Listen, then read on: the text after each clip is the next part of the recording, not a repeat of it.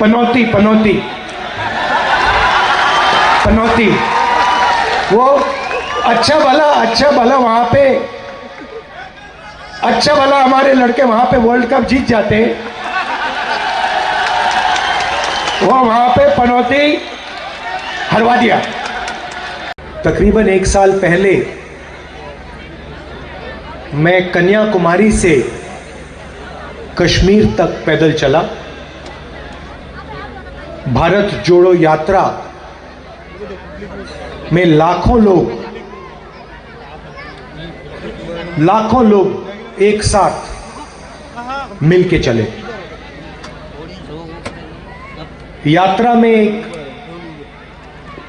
बहुत अच्छा सुंदर नारा चला, नफरत के बाजार में मोहब्बत की दुकान। मतलब एक लाइन में कांग्रेस पार्टी का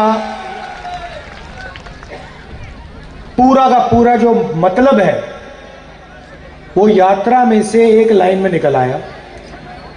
बीजेपी नफरत फैलाती है, नफरत का बाजार चलाती है, और हम नफरत के बाजार के अंदर मोहब्बत की दुकान खोल देते हैं। उनके घरों में, उनके दिल में, उनके दिमाग में कांग्रेस पार्टी घुस के मोहब्बत की दुकान खुलती रहती है। और यही लड़ाई राजस्थान के चुनाव में है। एक तरफ नफरत, हिंसा, दूसरी तरफ मोहब्बत, न्याय, आदर, ये लड़ाई है। अब सवाल उठता है कि बीजेपी को, आरएसएस को नफरत फैलाने से, हिंसा फैलाने से क्या फायदा मिलता है? कुछ ना कुछ फायदा तो होता है। जब जेब कतरे किसी का जेब काटते हैं तो सबसे पहले वो क्या करते हैं, बता सकते हैं आप? मान लो 2 जेब कतरे किसी का जेब काटना चाहते हैं तो सबसे पहले क्या होता है? पहले एक जेब कतरा ध्यान इधर उधर करेगा, है ना? पहले वो आएगा, उसका पार्टनर जो होगा वो आएगा, कहेगा भैया उधर देखो, या बातचीत में लगा देगा। और पीछे से उसका दोस्त आएगा, ब्लेड से जेब काट देगा, पैसा निकाल ले जाएगा। तो ये बीजेपी के लोग जो हैं, ये आपकी जेब काट रहे हैं। मोदी जी आपका ध्यान इधर उधर कराते हैं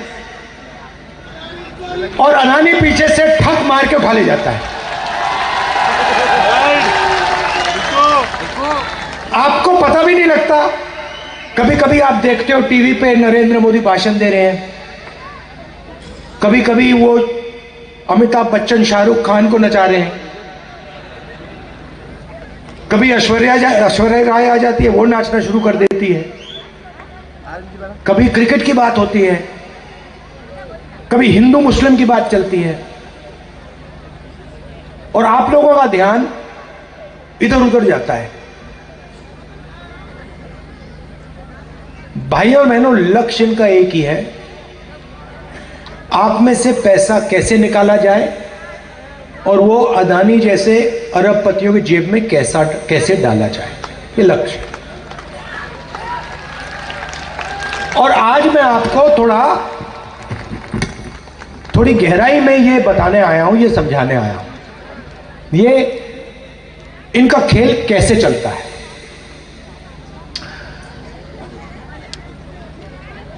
देश में पिछड़ों की आबादी कितनी है, कोई बता सकता है? हाँ, कम से कम 50% देश में पिछड़ों की आबादी है, ठीक है। आदिवासियों की कितनी होगी? तकरीबन 12% हिंदुस्तान में आदिवासियों की है और 15% दलितों की है। मगर सबसे बड़ी आबादी देश में पिछड़ों की है। अपने हर एक भाषण में पहले नरेंद्र मोदी आते थे, कहते थे मैं ओबीसी हूं। याद है आपको? याद है? हाँ, क्या पनौती पनौती पनौती, वो अच्छा भला वहां पे, अच्छा भला हमारे लड़के वहां पे वर्ल्ड कप जीत जाते, वो वहां पे पनौती हरवा दिया। टीवी वाले ये नहीं कहेंगे, टीवी वाले ये नहीं कहेंगे, मगर जनता जानती है। तो पहले कहते थे मैं ओबीसी हूं, हर भाषण में ओबीसी, पिछड़ा हूं, पिछड़ों का अपमान किया, मेरा अपमान किया, मैं पिछड़ा हूं। मैंने पार्लियामेंट हाउस में जाति जनगणना पर भाषण किया और मैंने कहा देखिए मोदी जी, देश में पिछड़े लोग कितने हैं यह पता लगाना है। जाति जनगणना को जल्दी से जल्दी कर देना चाहिए।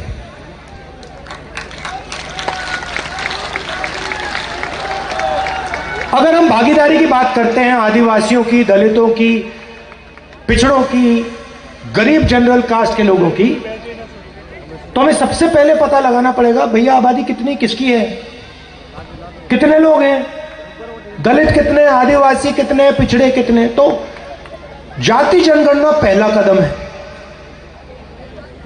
दूसरा कदम जो सोने की चिड़िया है, हिंदुस्तान जिसको सब लोग सोने की चिड़िया कहते हैं, दूसरा कदम यह है कि भाई इसमें जो धन है और जो धन बट रहा है कितना किसके हाथों में जा रहा है। ये दो कदम है। अगर हम किसी को भागीदारी देना चाहते हैं, भाइयों और बहनों, जैसे ही मैंने जाति जनगणना की बात बोली ना, नरेंद्र मोदी के भाषण बदल गए। कहते हैं देश में सिर्फ एक जात है, गरीब, और कोई जात ही नहीं है। अरे भाई, अगर और कोई जात नहीं है तो आप ओबीसी कहां के?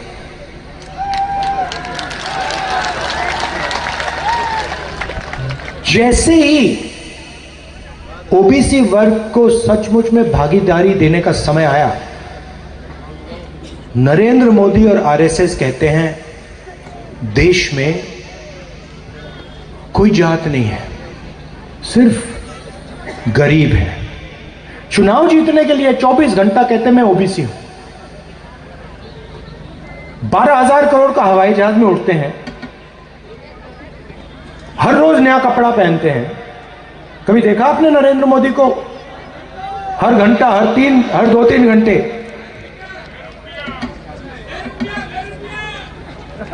करोड़ों रुपए का सूट पहनते हैं, चुनाव के लिए ओबीसी। और जब ओबीसी को भागीदारी देने की बात आई, युवाओं को, ओबीसी युवाओं को देश में भागीदारी देने की बात आई, तो नरेंद्र मोदी जात ही नहीं है, एक ही जात है। अब सवाल क्या है, मैं आपको बताता हूं। सवाल यह है कि देश को चलाने में ओबीसी, दलित, आदिवासियों की कितनी भागीदारी है। अब आप जानते हो कि देश को आईएएस अफसर चलाते हैं। किसी भी बच्चे से आप पूछ लो क्या बनना चाहते हो, कहेंगे भैया हम तो आईएएस में जाना चाहते हैं। क्यों? देश को वो चलाते हैं, हर बच्चा जानता है। 90 आईएएस अफसर दिल्ली की सरकार को चलाते हैं। एमपी नहीं चलाता, एमएलए नहीं चलाता, नरेंद्र मोदी हिंदुस्तान के प्रधानमंत्री 90 लोगों के साथ मिलकर सरकार को चलाते हैं। आप देख लीजिए बीजेपी के मंत्रियों का चेहरा देख लीजिए, पार्लियामेंट में आपको दिखेंगे। नरेंद्र मोदी जी उनको कोई काम नहीं देते, उनको बस वहां बैठा रखा है, एमपी को, मंत्रियों को बैठा रखा है। असलियत में नरेंद्र मोदी और 90 लोग देश को चलाते हैं।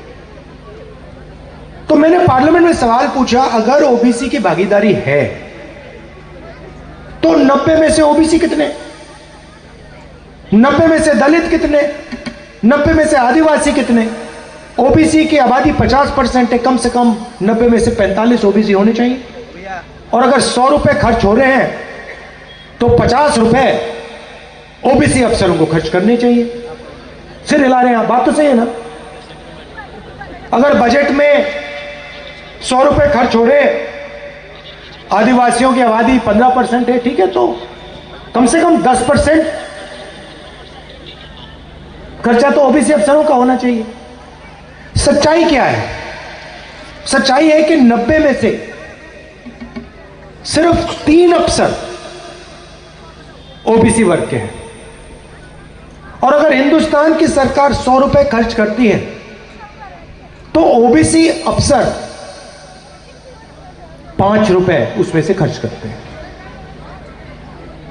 तो ओबीसी का कोई भागीदारी नहीं है, सरकार चलाने में कोई भागीदारी नहीं। अब अगर आप इस बात से हैरान हुए तो फिर आदिवासी की सुन लो, दलितों की सुन लो। 90 में से 3 आदिवासी अफसर हैं और 100 रुपए में से 10 पैसे का निर्णय आदिवासी अफसर लेते हैं।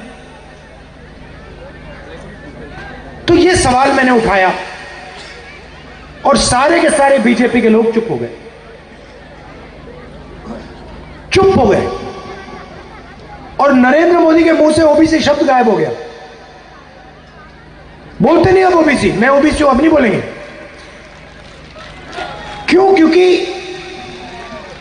क्योंकि हो क्या रहा है, उनकी योजना के बारे में आपको बताना चाहता हूं। बीमा योजना को लीजिए। बीमा योजना में 35,000 करोड़ रुपए सरकार के लगते हैं। पैसा कहां से आता है? जीएसटी से आता है। सही बात? अब आपने वो सफेद शर्ट पहनी हुई है, जितना पैसा आप उस शर्ट के लिए दोगे जीएसटी में, उतना ही पैसा अदानी देगा अगर वो उस शर्ट को खरीदेगा। आप 1 लीटर आदिवासी युवा मोटरसाइकिल में 1 लीटर पेट्रोल भरता है, जितना पैसा उसके जेब से निकलता है उतना ही पैसा अदानी जी के जेब से निकलेगा अगर वो 1 लीटर पेट्रोल खरीदेगा। तो ओबीसी कौन, तो जीएसटी कौन देते हैं? गरीब जनरल कास्ट के लोग, आदिवासी, दलित और पिछड़े लोग। अब फसल बीमा योजना में 35,000 करोड़ रुपए आया, जीएसटी से आपने दिया 20,000 करोड़ रुपए हिंदुस्तान की सरकार ने फसल बीमा योजना में डाला। 10,000 करोड़ रुपए सरकार, स्टेट की सरकारों ने फसल बीमा में डाला और 5,000 करोड़ रुपए हमारे किसानों ने फसल बीमा योजना में डाला। नरेंद्र मोदी जी ने 35,000 करोड़ रुपए 16 कंपनियों को पकड़ा दिए। 16 को, 17 को नहीं, 16 को। ये लो 35,000 करोड़ रुपए, किसका पैसा? जीएसटी का पैसा, दलितों का, आदिवासियों का, पिछड़ों का, गरीब जनरल कास्ट का।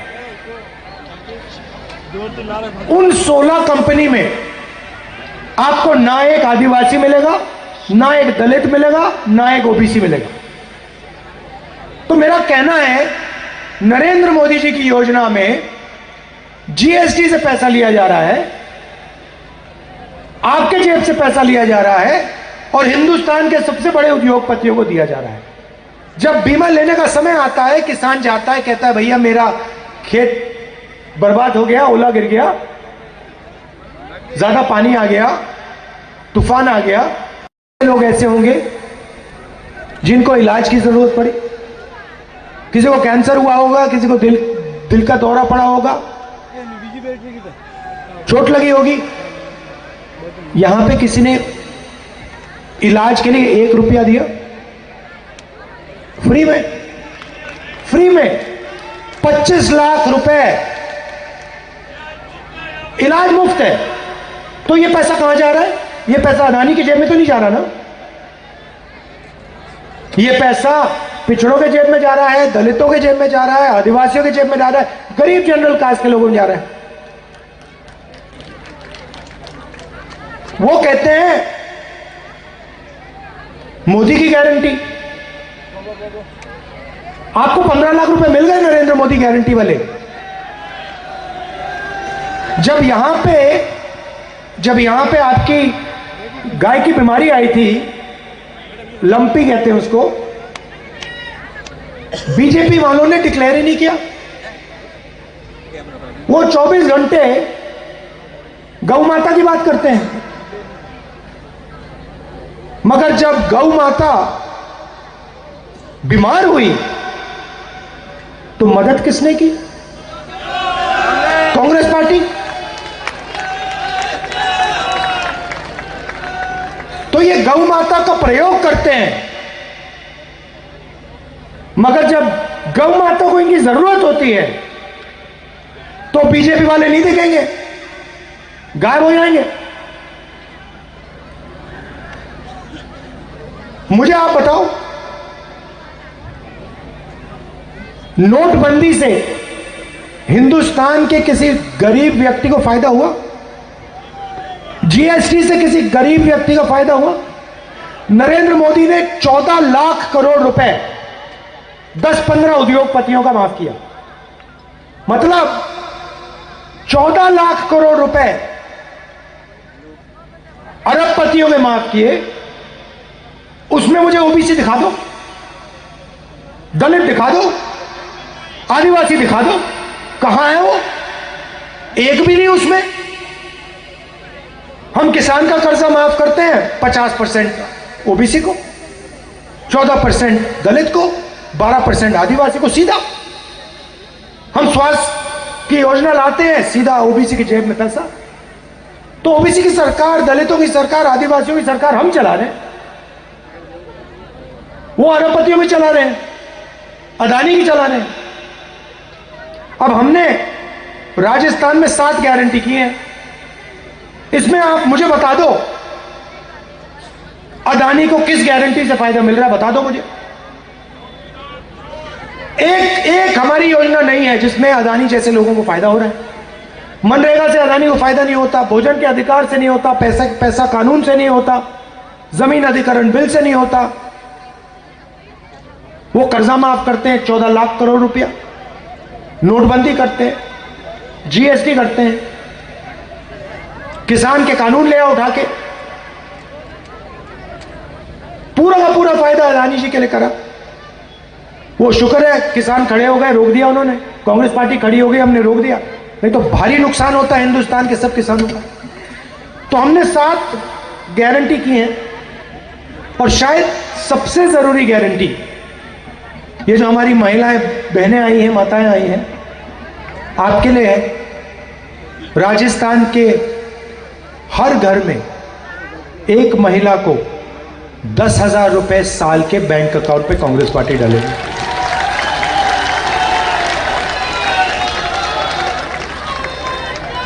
आज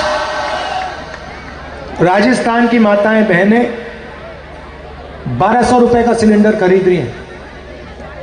नरेंद्र मोदी आए थे, यूपीए की सरकार 400 रुपए का सिलेंडर था, कहते थे वो देखो 400 रुपए का सिलेंडर हो गया।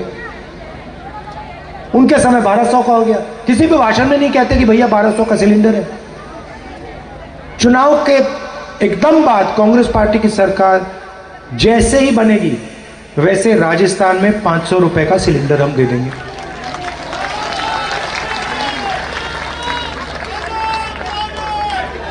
शिक्षा के लिए हमने अंग्रेजी स्कूल का जाल बिछा दिया। हम चाहते हैं कि राजस्थान का हर युवा अंग्रेजी बोले। वो कहते नहीं भैया अंग्रेजी मत सीखो, हिंदी बोलो। हिंदी में कोई कमी नहीं है, हिंदी सीखनी चाहिए। राजस्थान में, उत्तर प्रदेश में, मध्य प्रदेश में आपको काम करना हो, किसी से बात करना हो, बिजनेस चलाना हो, हिंदी में चलेगा। मगर अंग्रेजी भी बहुत बड़ा हथियार है। आपको किसी विदेशी टूरिस्ट से बात करनी है, टूरिस्ट का बिजनेस खोलना है, टूरिज्म का बिजनेस खोलना है, कॉल सेंटर में काम करना है, आईटी का काम करना है, इंजीनियर बनना है, तो अंग्रेजी की जरूरत है। ये सच्चाई है। अब आप उनसे पूछो, अमित शाह से पूछो, गडकरी जी से पूछो, राजनाथ सिंह से पूछो कि भैया आप कहते हो 24 घंटा की अंग्रेजी नहीं बोलनी चाहिए, हिंदी बोलनी चाहिए। आपके बच्चे कौन से स्कूल में पढ़ते हैं? English medium.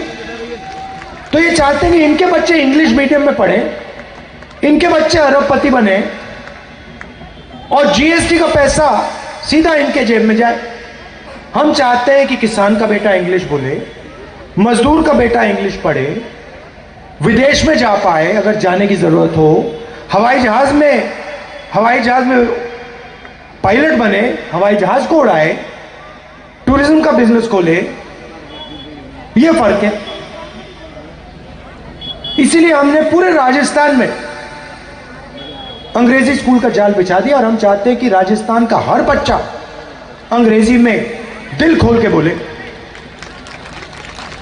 और जो भी उसका सपना है, बड़ा सा बड़ा सपना, वो उसको पूरा करे।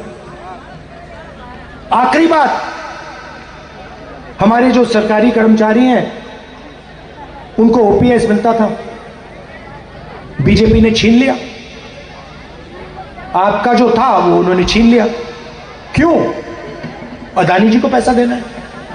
सबकी जेब काटते हैं ये, किसानों की, मजदूरों की, सरकारी ऑफिसर्स की, सबकी जेब काटते हैं।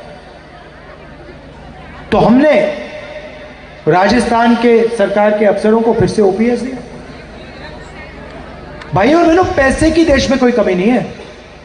सिर्फ सवाल यह है पैसा गरीबों की ओर जाएगा या अरबपतियों को मिलेगा। और दो तरीके की सरकार होती है, एक कांग्रेस पार्टी की जो गरीबों की मदद करती है, किसानों की मदद करती है, कमजोर लोगों की मदद करती है, और दूसरी उनकी सरकार, अरबपतियों की सरकार, मीडिया वाली सरकार। आपने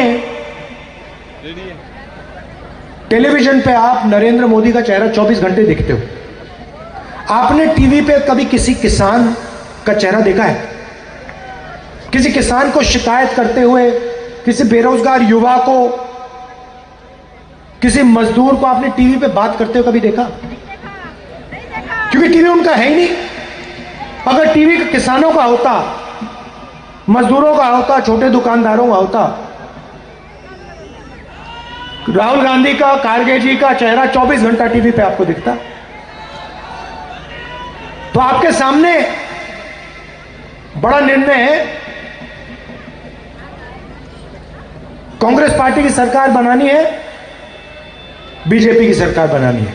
अगर आप बीजेपी को समर्थन दोगे, जो भी कांग्रेस पार्टी ने आपके लिए किया, चाहे वो ओपीएस हो, किसानों के लिए जो किया वो, गैस सिलेंडर, स्वास्थ्य योजना, सारा का सारा बीजेपी छीन के अदानी को दे दी।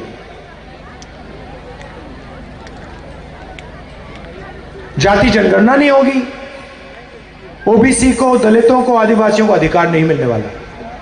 हमने निर्णय ले लिया है, राजस्थान की सरकार आएगी, पहला काम जाति जनगणना राजस्थान में, उसके बाद दिल्ली में जाति जनगणना। यह मैं आपसे कहने आया था। आपने इतने प्यार से मेरी बात सुनी, दिल से आपका धन्यवाद करता हूं। नमस्कार, जय हिंद।